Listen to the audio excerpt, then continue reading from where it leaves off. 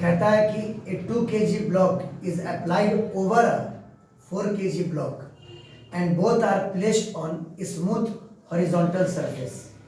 ठीक है, देखिए ये आपका है स्मूथ सरफेस, यानी ग्राउंड लेवल जो है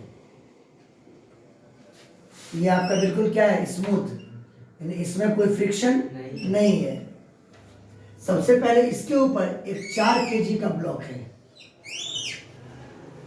ना, ये 4 kg का ब्लॉक है, इसको कैपिटल एम बोल दो, बोलो। और इसके ऊपर एक 2 kg का ब्लॉक रखा गया है, इसके ऊपर एक 2 kg का ब्लॉक है, इसको स्मॉल एम कह दो। क्या कह दो? Small M.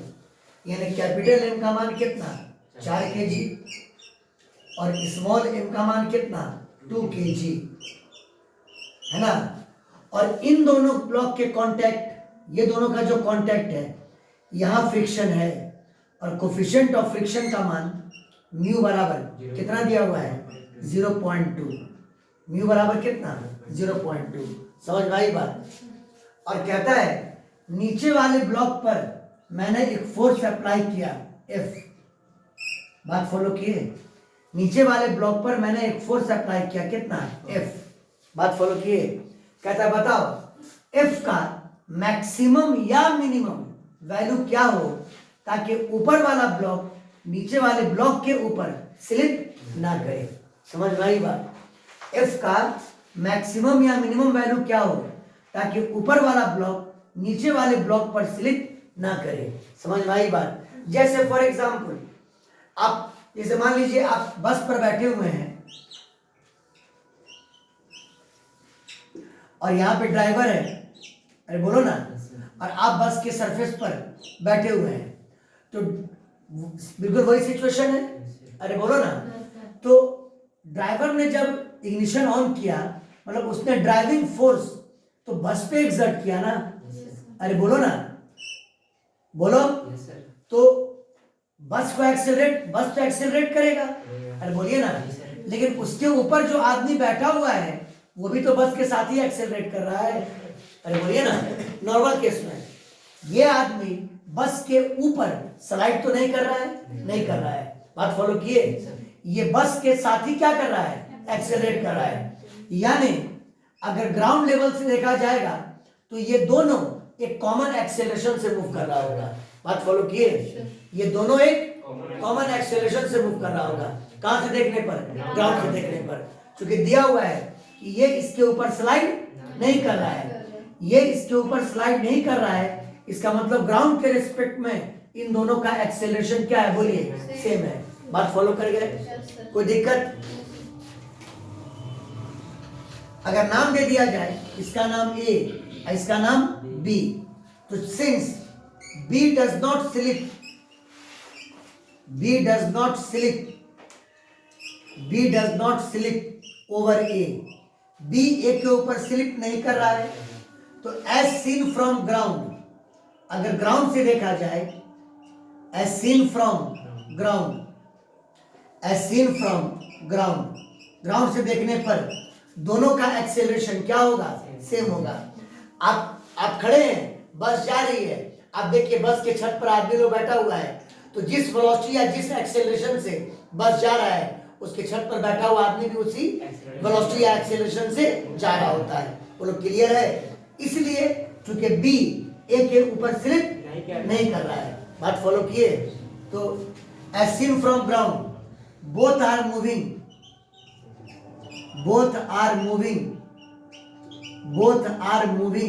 with same acceleration, both are moving with same acceleration।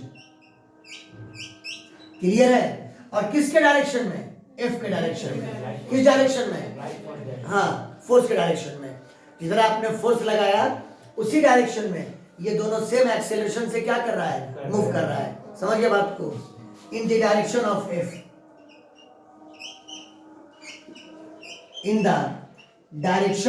F, in the direction of F। तो कहो सर, तो अब आप करने क्या जा रहे हैं? सुनो, एक पहला स्टेप ये लेंगे, स्टेप नंबर फर्स्ट। अगर A और B दोनों का एक्सेलरेशन कॉमन है तो हम ए प्लस बी को एक सिंगल बॉडी मान लेंगे, बोलिए ना, ए और बी को एक सिंगल बॉडी मान लेंगे और सिर्फ एक्सटर्नल फोर्स लेंगे। मतलब एक्सटर्नल क्या हुआ कि ए और बी के बीच आपस में जो फोर्स है, यानी ए ने जो बी पे लगाया होगा या बी ने जो ए पे लगाया होगा, उसको इग्नोर कर देंगे। बात फॉलो किए? अगर आप ए और बी को एक सिस्टम की तरह ले लेते हैं, ए प्लस बी को एक कंबाइंड बॉडी मान लेते हैं, तो ए और बी के बीच जो आपस में इंटरनल फोर्स है उसको क्या कर देना है? इग्नोर कर देना है। समझ गया बात को? चलो ठीक है। Step number 1, take A plus B as a system. A plus B को ले लिया किसकी तरह? As a system. बोलो क्लियर है? तो चलो हम यहां पर बना देते हैं ए प्लस बी। अरे बोलिए, तो बोलो मास कितना हो जाएगा? M plus M. मास कितना हो जाएगा? M plus M. मास हो जाएगा एम प्लस एम। मास हो जाएगा एम प्लस एम। चलो लगाओ फोर्स, ओनली एक्सटर्नल फोर्स। तो अर्थ के द्वारा जो फोर्स ऑफ ग्रेविटी लगेगा वो एक्सटर्नल फोर्स होगा। क्योंकि सिस्टम में तो खाली कौन है? ए और बी, खाली ए है, ए और बी है। तो अर्थ के द्वारा जो फोर्स ऑफ ग्रेविटी लगेगा वो आपका एक्सटर्नल फोर्स होगा। बोलो कितना होगा? एम प्लस एम इंटू जी। एम प्लस एम इंटू जी। ये जो हॉरिजॉन्टली ए पर फोर्स लग रहा है ये भी कैसा फोर्स है? एक्सटर्नल। यानी ये एफ हो गया, ये क्या हो गया? एफ। और ग्राउंड, हाँ सरफेस क्या लगाएगा? Normal force. सरफेस लगाएगा नॉर्मल फोर्स। एन कर दे, बोलो क्या कर दे? बोलो एन। अच्छा, सरफेस में कोई फ्रिक्शन नहीं है, कोई फ्रिक्शनल फोर्स नहीं लगेगा। बोलो क्लियर है? नहीं समझ में आया? आपने ए और बी को एक सिस्टम मान लिया, एक कंबाइंड बॉडी मान लिया। ओनली आपने किसको एग्जर्ट किया? किसको शो किया? एक्सटर्नल फोर्सेस को। और ए और बी के बीच में जो इंटरनल फोर्सेस है उसको आपने इग्नोर कर दिया। बोलो क्लियर है? और मान लेते हैं कि हॉरिजॉन्टली राइट डायरेक्शन में दोनों का जो कॉमन एक्सेलरेशन है वो कितना है? ए। बोलो क्लियर है? अब आप एनएलएम लगा दो इन हॉरिजॉन्टली राइट डायरेक्शन में। समझ गए? NLM, NLM in horizontally right direction. तो बताओ सारे फोर्स का कंपोनेंट हॉरिजॉन्टली राइट डायरेक्शन में F cos 0 degree, N cos 90 degree, M plus m g cos 90 degree. खाली क्या बचा? F। और F बराबर M plus m into a. Total mass तो M प्लस एम है ना? M प्लस एम इंटू कितना? A। तो A का वैल्यू आ गया F by M plus m. F by कितना? M plus M. बोलो क्लियर है? यानी दोनों का कॉमन एक्सेलरेशन आ गया A बराबर कितना? F by M plus m. Clear है? इसी एक्सेलरेशन से ये दोनों क्या कर रहा है? एक साथ मूव कर रहा है ना? अब फिर बार बार रिपीट कर रहे हैं, बी ए के ऊपर स्लाइड नहीं कर रहा है। बोलो क्लियर? उतारो, लो फोटो लो।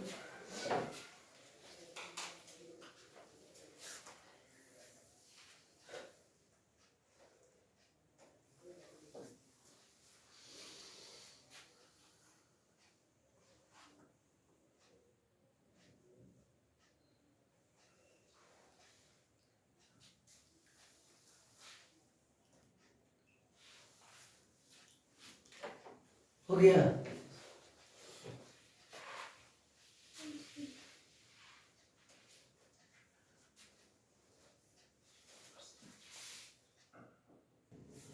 अब हम लोग क्या करें? अब इंडिविजुअली बी का मोशन पढ़ते हैं ग्राउंड से देखने पर। बात फॉलो किए? इंडिविजुअली किसका मोशन? बोलो बी का। कहां से? ग्राउंड के रिस्पेक्ट में। ठीक है?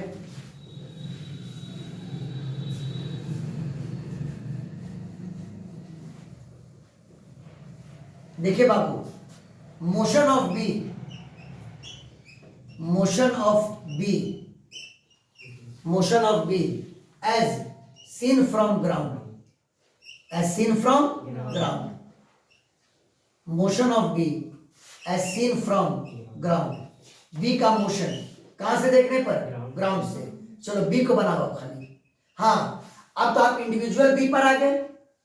अरे बोलिए ना, कहां आ गए? बी पे। तो अब बी पर ए के द्वारा जो फोर्स लग रहा है वो भी शो कीजिए और अदर फोर्सेस को भी शो कीजिए। अरे बोलिए ना। अब आप ए प्लस बी नहीं पढ़ रहे हैं, अब आप ओनली बी पढ़ रहे हैं, तो बी पर ए की वजह से जो फोर्स लग रहा है उसको भी शो करो, और अदर जो वहां पर का जो एजेंट है वो फोर्स लगा रहा है उसको भी शो करो। ये बताओ, आपने ये तो कह दिया कि बी के पास हॉरिजॉन्टली राइट डायरेक्शन में एक्सेलरेशन ए है, बोलो क्लियर है? बताओ तो बी में ये एक्सेलरेशन इस डायरेक्शन में कौन प्रोड्यूस करेगा? सोचने वाली बात है, ध्यान दीजिएगा। कुछ लोग कहेगा एफ, अरे एफ तो ए पे लगा रहे हैं आप, एफ आप किस पे लगा रहे हैं? ए पर। जब इंडिविजुअली बी पर आ गए आप तो ये एफ बी पर नहीं लगाइएगा, समझ गए बात को? ध्यान दो, यहां पर सोचने वाली बात है। आखिर बी में इधर एक्सेलरेशन कौन प्रोड्यूस कर रहा है? अगर नॉर्मल केस में हम बी का एफबीडी बनाएं तो मास कितना है? एम, अर्थ के द्वारा वर्टिकली नीचे लगेगा mg, बोलो, और ए के सरफेस इन कांटेक्ट के द्वारा नॉर्मल फोर्स लगेगा, उसको n1 कह देना। क्या कह देना? n1, क्योंकि एक n ले चुके हैं जो ग्राउंड में लगाया था सिस्टम पर, बोलो ना, यहाँ पे कह दो n1। अरे बोलो बाबू, लेकिन तुम गौर करो कि इन दोनों का कोई कंपोनेंट इस डायरेक्शन में नहीं है। n1 cos 90 डिग्री 0 और mg cos 90 डिग्री 0। आखिर ये एक्सेलरेशन बी में प्रोड्यूस किसने किया? हाँ, ए और बी के बीच में फ्रिक्शन है, ए ने बी पर लगाया फोर्स ऑफ स्टैटिक फ्रिक्शन। बात फॉलो किए? ए ने बी पे क्या लगाया? हाँ, ये हुआ FS, force of static friction. किसके द्वारा लगा? ए के द्वारा। किस पर? बी पर, है ना?